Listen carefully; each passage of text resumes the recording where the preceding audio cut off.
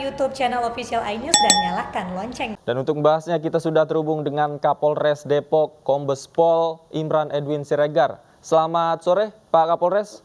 Selamat sore, Mas. Pak Imran, saya pertama ingin konfirmasi terlebih dahulu bahwa kasus babi ngepet ini dipastikan hoax ya Pak? Betul. Baik, Saya kemudian nyatakan hoax. kemudian apa Pak sebenarnya motif dari tersangka yang sudah diamankan ini untuk merekayasa peristiwa ini Pak? Seperti apa? Jadi supaya dianggap saja tersangka ini, supaya dianggap dan diakui di kampung Bendahan itu bahwa apabila yang tersangka ini mampu menaklukkan atau menangkap babi ngepet itu, secara otomatis masyarakat menganggap oh mungkin ilmunya lebih tinggi seperti itu.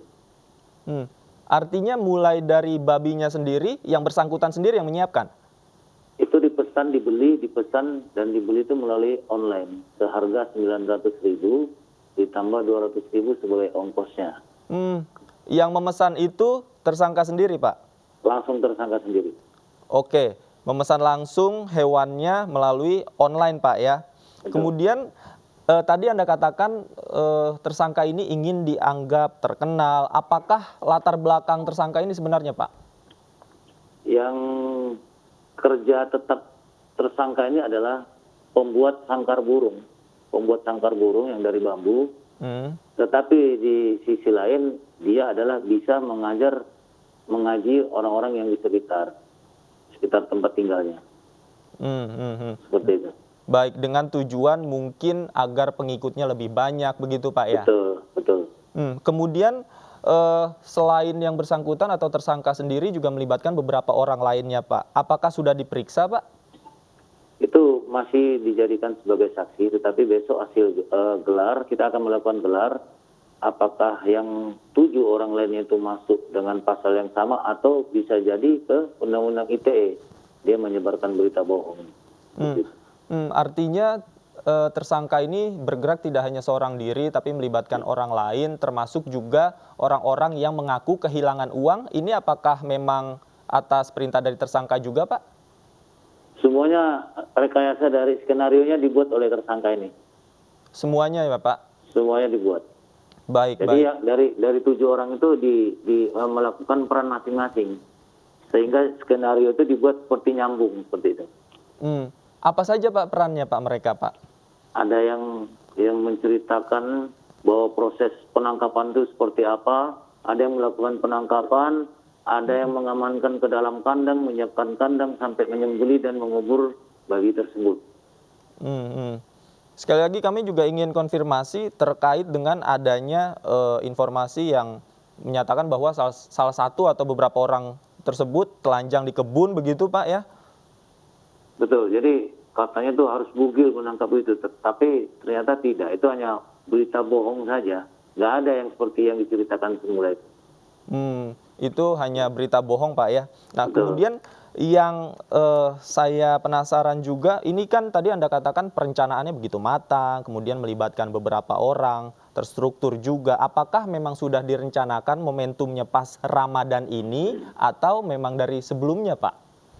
Jadi rencana ini spontanitas, Mas. Jadi kira-kira 1 bulanan itu mereka tidak ada kegiatan apa-apa. Tercetus itu pada saat mereka melakukan ronda malam. Ya, Artinya baik, artinya tidak menutup kemungkinan ada tersangka baru ya Pak dari beberapa orang yang saat ini statusnya sebagai saksi dan masih diperiksa ya Pak. Jangan dijawab dulu Pak Imran, usai jeda kita akan lanjutkan kembali bincang-bincang kita. Kita lanjutkan diskusi kita pemirsa dan masih bersama kami Kombes Pol Imran Edwin Siregar Kapolres Depok. Pak Imran, tadi saya tanyakan sebelum jeda bahwa tidak menutup kemungkinan ada tersangka baru dari 7 orang yang diperiksa ini Pak. Sebenarnya apa imbalan yang ditawarkan oleh tersangka AI terhadap rekan-rekannya ini sih Pak? Kalau untuk imbalan nggak ada. Jadi mereka hanya itu saja. Motivasinya untuk supaya terkenal dan diakui aja, dianggap saja. Nggak ada imbalan apa-apa. Nggak ada imbalan apa-apa, artinya mereka sukarela membantu begitu ya? Betul. Baik, dan pemirsa kita juga sudah terhubung dengan Ketua MUI Kiai Haji Sodikun. Pak Kiai, selamat sore, Assalamualaikum. Waalaikumsalam warahmatullahi wabarakatuh. Baik, Pak Kiai, dari perspektif agama, sebenarnya yang kemarin sempat viral peristiwa babi ngepet ini sebenarnya seperti apa sih Pak Kiai?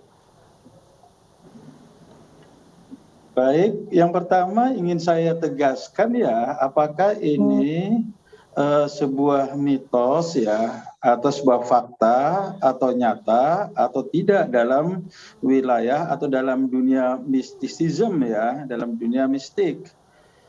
Jadi terlepas apakah itu mistik, atau terlepas apa itu nyata, atau katakanlah mitos, tapi yang jelas praktek-praktek pesugihan atau perdukunan yang mengarah kepada upaya mendapatkan uang atau harta dengan cara mudah dan instan itu sudah viral ya, sudah terbangun opininya atau di kehidupan kemasyarakatan Indonesia seperti itu.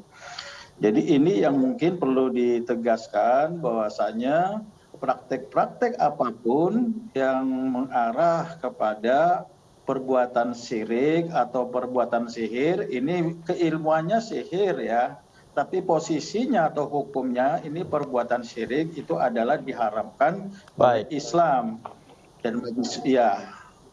Baik.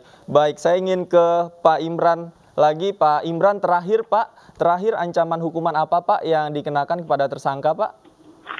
Untuk sementara kita masih terapkan pasal 14 ayat 1 dan atau ayat 2 Undang-Undang Nomor 1 1946. Oke. Baik. Ya.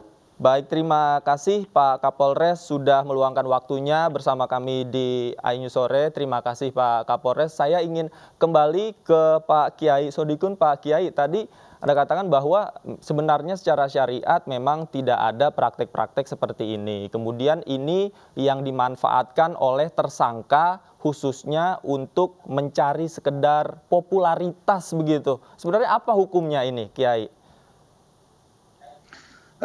Yang menariknya sebenarnya bukan praktik yang dilakukan oleh pelaku kriminal ya yang ada di Depok itu. Yang menariknya adalah ini sudah terbangun sebuah katakanlah ya keyakinan atau kepercayaan bahwasanya bisa dengan ilmu sihir atau katakanlah perubahan wujud ya dari manusia itu dengan wujud yaitu babi ngepet seperti itu. Ini yang menariknya di situ. Oleh karena itu dari Majelis Ulama menegaskan bahwasanya praktek-praktek perdukunan, istilahnya bahasa agamanya kahana atau peramalan atau irofah itu dalam fatwa Majelis Ulama itu diharamkan. Dan ini tetap ya sampai kini bangsa ini nggak bisa lepas dengan simbol-simbol istilahnya PBN, istilahnya pesugihan dengan babi ngepet seperti itu. Ini yang menariknya fenomena sosialnya ya di Indonesia ini laku ya. Bahkan sampai kini seperti itu. Jadi saya nggak akan masuk ke wilayah pelaku kriminal yang yang terjerat ya itu. Baik. Tidak hanya fenomena babi ngepet, bahkan fenomena-fenomena klinik yang lain juga masih laku di masyarakat Indonesia. Terima kasih Pak Kiai Haji Sodikun sudah berbagi informasi bersama kami di iNews Sore. Selamat sore, wassalamualaikum.